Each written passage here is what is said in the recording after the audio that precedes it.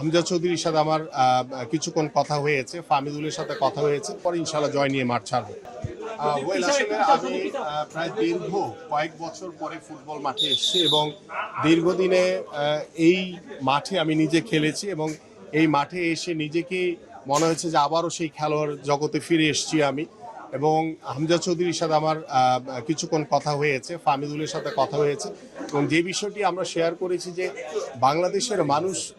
Expect করে যে তুমি বা আমাদের যারা খেলোয়াড়রা রয়েছে তাদের মাধ্যমে বাংলাদেশের ফুটবলটা আরও অনেক বেশি এগিয়ে যেতে চায় এবং সারা বাংলাদেশের মানুষ তোমাদের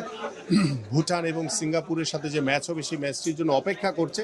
যাতে বাংলাদেশ দীর্ঘদিন পরে নিজের মাঠে যাতে জয় নিয়ে মাঠ ছাড়তে পারে। এবং সেও আমাকে আশ্বস্ত করেছে যে ইনশাআল্লাহ যে আমরা সকলেই টিমওয়ার্ক আমাদের ভালো রয়েছে, ইনশাআল্লাহ আমরা সকলে ঐক্যবদ্ধভাবে